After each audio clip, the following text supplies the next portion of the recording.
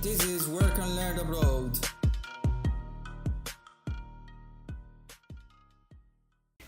Bienvenue sur l'édition en français du Work and Learn Abroad. Aujourd'hui, j'ai avec mon ami Fred. Bonjour. Bonjour, ça va bien? Ça va très bien et toi? Bien, merci. Et avec ça, faire partagera ton expérience du work abroad, à l'étranger. Ouais.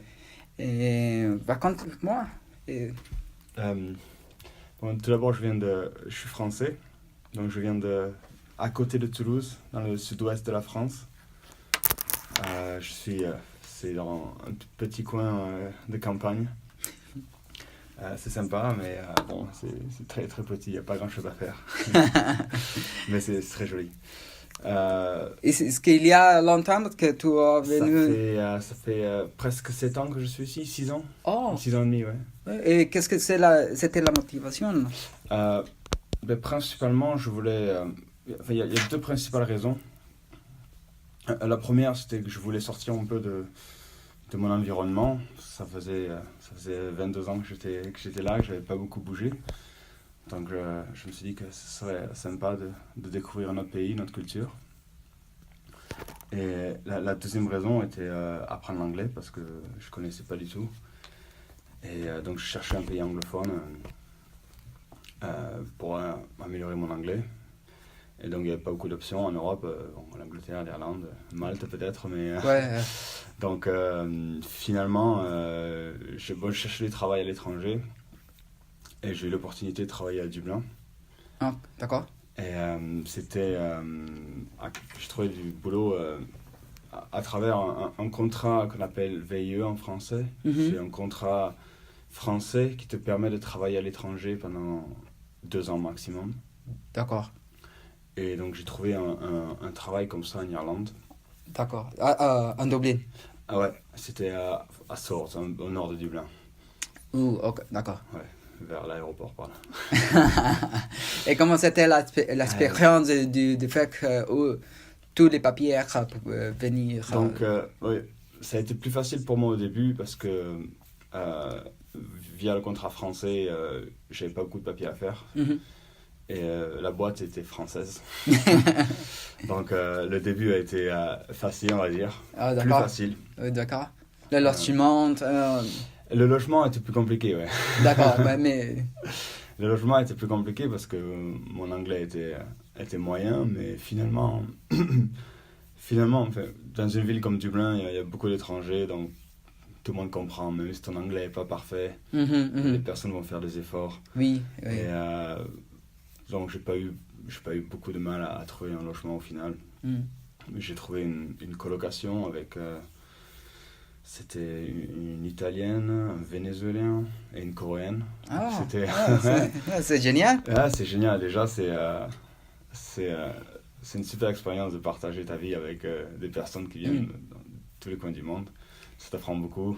Oui, et spécialement parce que ce n'était l'anglais, la langue principale pour oui, tes collègues. C'est ça. C'est là qui m'a... Ça a été un peu compliqué, mais tout le monde est passé par là, donc tout le monde comprend que voilà, ça prend un peu de temps, mais ça vient rapidement, quoi. Ça vient très rapidement d'être capable de parler anglais avec n'importe qui. Donc, non, c'était super intéressant, ça m'a permis de découvrir leur culture, leur nourriture même, parce que des fois on cuisinait chacun à notre tour. Donc, non, l'intégration s'est super bien passée. Est-ce qu'il y a quelque chose que tu feras différent si tu es à la même position? Je sais pas. J'ai pensé à ça et je regrette pas grand-chose finalement. Non, j'ai adoré mon histoire en Irlande, quoi. Bon, je suis arrivé célibataire, tout seul. Ouais. En fait, je suis pas arrivé tout seul, j'ai un copain qui est venu une semaine avec moi. D'accord. Et c'était super important, je trouve. Parce qu'au début, ça peut être un peu compliqué d'arriver dans un pays sans connaître personne. Ouais. Et donc j'avais un bon copain qui est venu avec moi, rien que pour une semaine, mais ça a fait la différence. Parce que pendant une semaine, tu es à l'aise, tu commences à connaître du monde, parce que je suis resté à l'auberge au tout début, Mhm.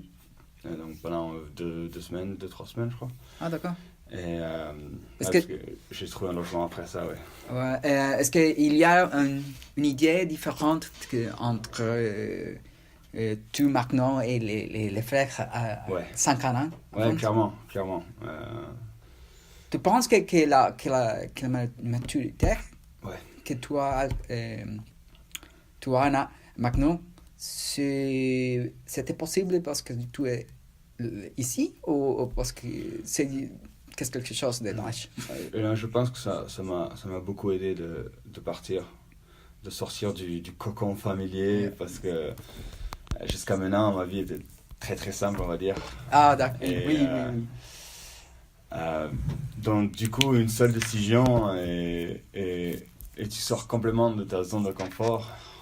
Et tu es tout seul, donc tu peux compter sur personne au début, c'est toi-même. Mhm. Donc, c'est un sentiment assez étrange d'arriver dans un pays où personne te connaît et tu connais personne. Oui.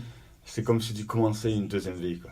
Mhm. Mais c'est super excitant. Enfin, moi, j'ai trouvé ça... C'était un sentiment assez incroyable à 23 ans, de recommencer quelque chose comme ça depuis le début. Et forcément, ouais, ça t'apprend beaucoup de choses. Tu dois tout faire tout seul. Il n'y a plus ta famille, Oui. ta mère.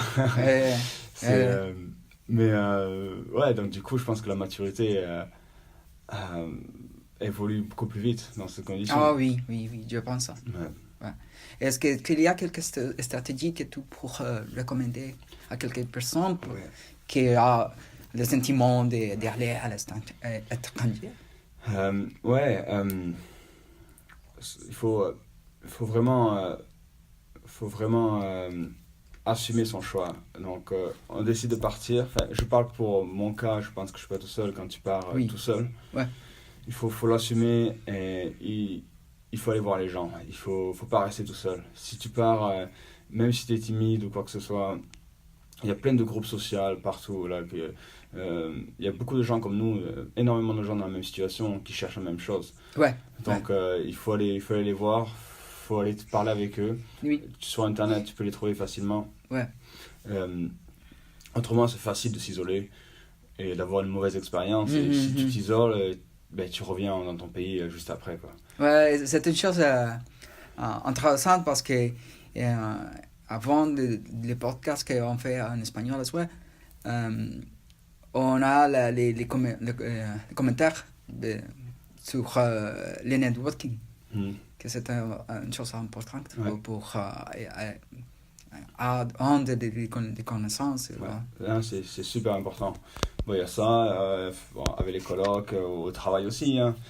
Mais si jamais c'est plus compliqué avec les colocs ou le travail, il faut y aller. Parce que les gens sont vraiment extraordinaires. Ils vont vous apporter beaucoup. Et vraiment, c'est vraiment une des choses que j'ai adoré. Vraiment connaître du monde comme ça, de partout dans le monde. Et juste aller au bar ou avoir une activité le week-end. Et ça aide beaucoup. Ça aide beaucoup à faire son petit réseau. Ouais. Qu'est-ce que tu peux dire à les personnes qui pensent mon anglais c'est mauvais? Qu'est-ce que tu pourrais dire à ces personnes? Je pense que le niveau d'anglais pour pouvoir travailler dans une boîte, il n'a pas besoin d'être parfait. Il y a beaucoup de personnes dans toute mon expérience dans mes anciennes boîtes qui avaient un anglais très limité. Oui. Et ça ne posait pas de problème pour travailler. Après, ça dépend de ce qu'on fait, mais moi j'ai pas de relation directe avec le client ou même il y a beaucoup de boîtes qui demandent des gens qui parlent français ou espagnol parce que leur clientèle est française ou espagnole.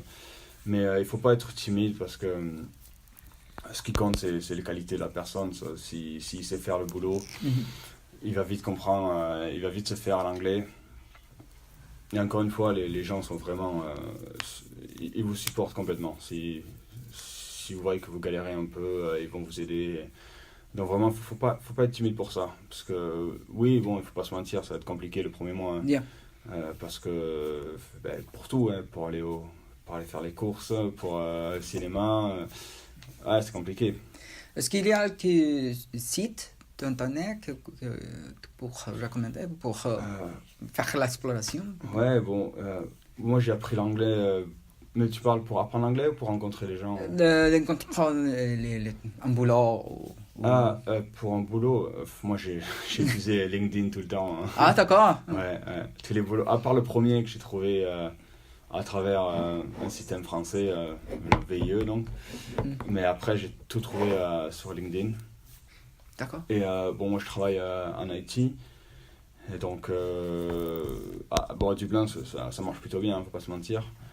Et souvent, bon, j'ai un profil LinkedIn et les recruteurs viennent te voir, quoi. Dès qu'ils voient que tu as un profil qui peut les intéresser, ils viennent te voir. Et tous les jobs que j'ai trouvés, c'est comme ça, quoi. C'était même pas en étant proactif. Donc, après, c'est une chance qu'on a de travailler en IT à Dublin. Donc ça, mais c'est l'IT, c'est une chose en industrie qu'il y a beaucoup de tools ou des choses que tu peux en faire à l'anglais ou en français sans c'est parfait dans ce qu'elle est la langue. Complètement, ouais. Je pense que l'IT, ouais, c'est vraiment le...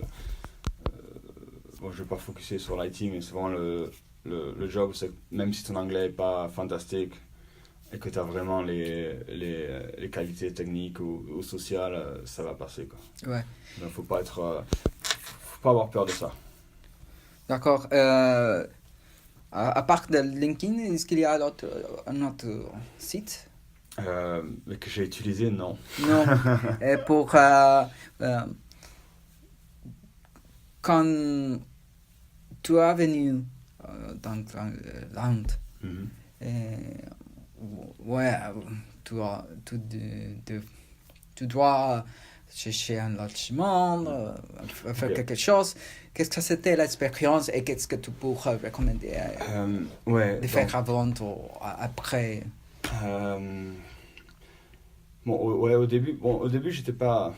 Ça m'a pas beaucoup stressé, on va dire, vu que je suis arrivé avec un copain. On est resté à l'auberge. Donc, ça me permettait de rencontrer des gens.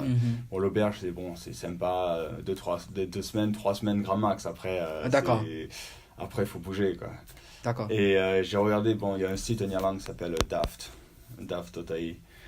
Et donc, ouais, à un moment donné, après 2 semaines à l'auberge, je regardais tous les jours s'il y avait des offres. Oui.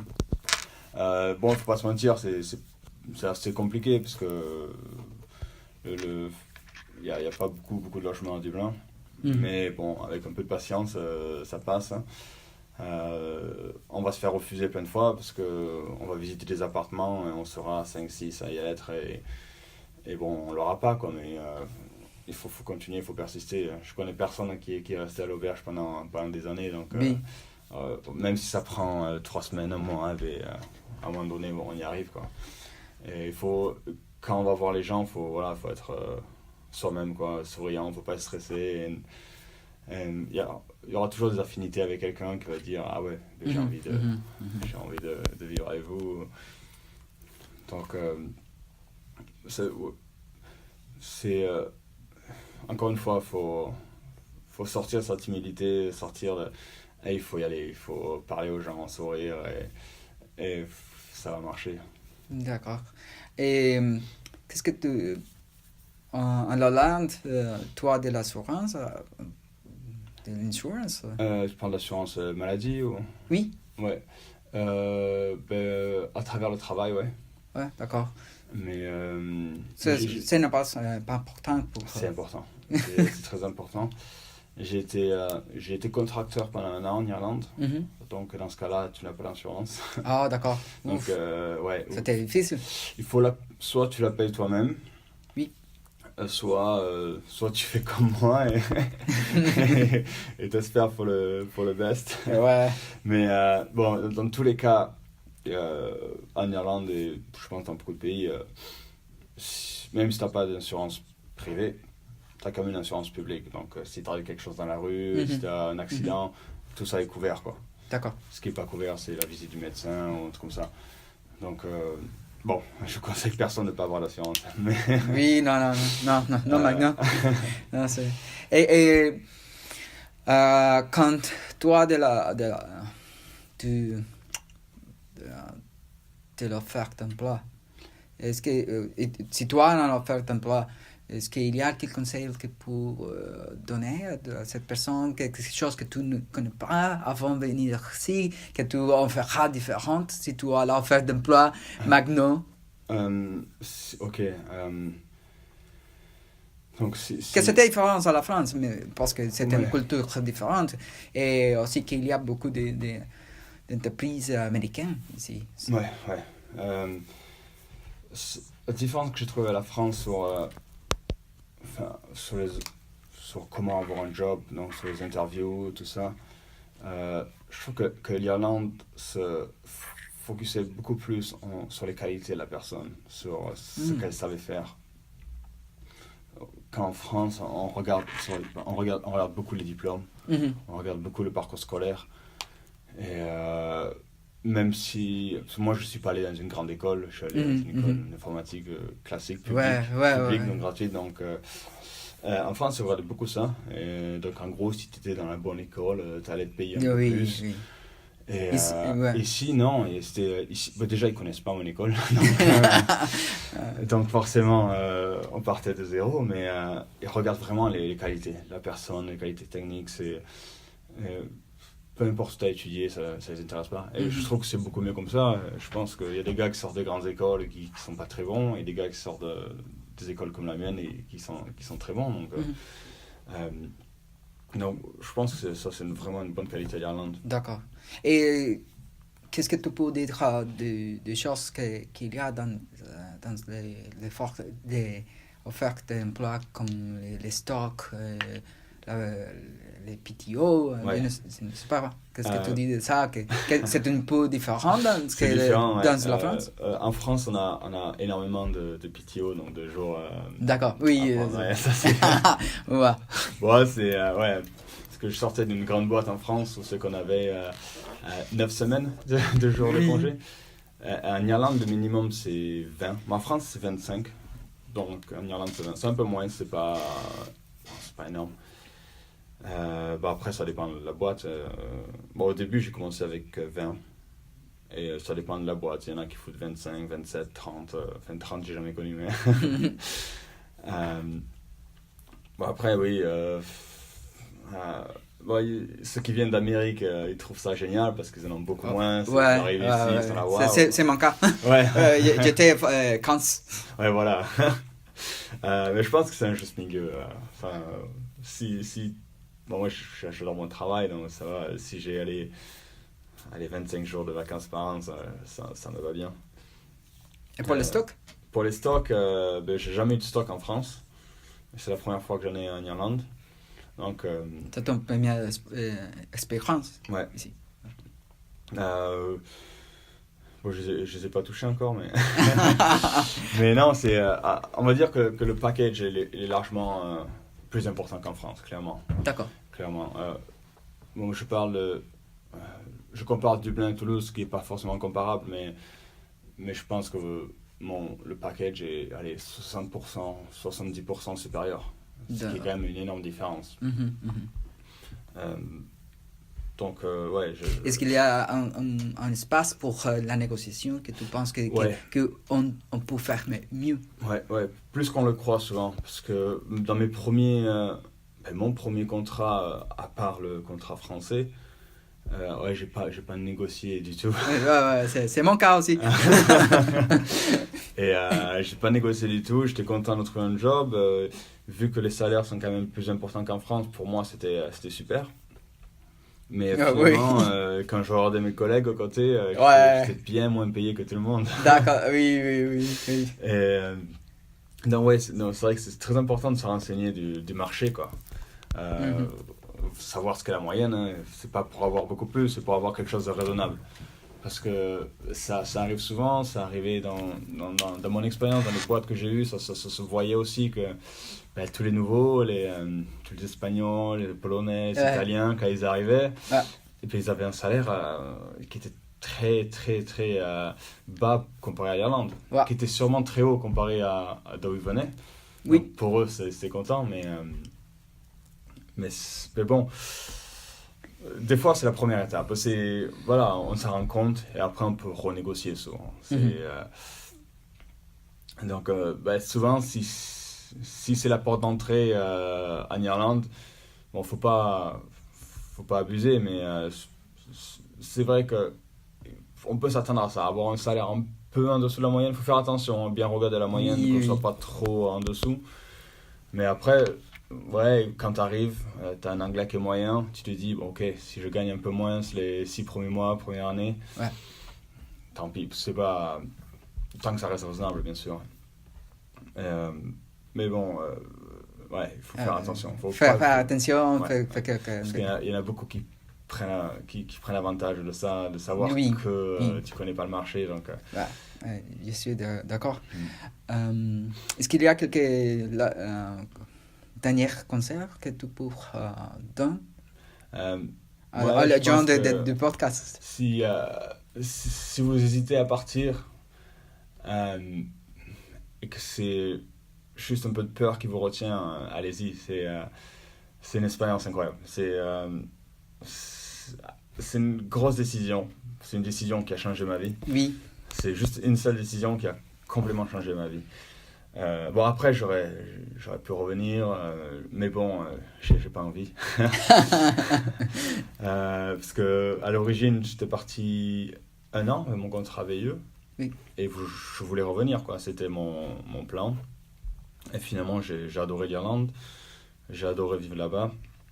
Donc j'ai renouvelé mon contrat, je suis resté 1 an de plus. Et après, j'ai rencontré ma copine, Laura. Oh. Génial. Ouais, qui est irlandaise. Donc, et ça se passe très bien. Ça fait 5 ans qu'on est ensemble. C'est une chose complètement différente. Ouais, non, mais après, c'est mon histoire très personnelle, bien sûr. Mais, c'est un choix de vie, je pense. Après tout, on pense que j'ai envie de l'expérience, mais après ça, c'est ça, ouais. Après, on fait le choix. Est-ce que je préfère revenir d'où je viens ou est-ce que je préfère rester ici? Pour moi, je préfère rester ici pour l'instant. Après, j'ai toujours le choix de changer à n'importe quel moment. Ouais, c'est d'accord. Mais pour l'instant, l'expérience que j'ai ici m'apporte beaucoup encore, donc je pense rester un moment. Donc allez-y, quoi. Il n'y a pas grand-chose à perdre, quoi. Si jamais ça vous plaît pas, on peut toujours revenir. Ouais. Et la plupart des personnes que je connaisse le regrettent pas. Il y a beaucoup de gens à qui je suis arrivé en même temps, il y a 6 ans, qui sont toujours à Dublin et qui pensent la même chose que moi. Donc, ouais, faut pas être effrayé de l'anglais, faut pas être effrayé du changement de pays. Les gens sont formidables partout au Thierry. Ils sont super accueillants, donc allez-y. Est-ce qu'il y a un moyen pour se communiquer avec toi? Ouais. En fait? J'ai un email si vous voulez. C'est Frédéric. C'est FREDERIC. .fort F-O-R-T. Ouais. 32 @gmail.com. D'accord. Ouais. Et pour moi, c'est Leonardo. Martin. Ouais, Martin.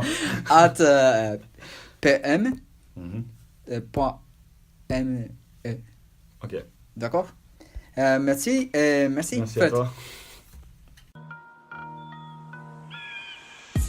This is Work and Learn Abroad.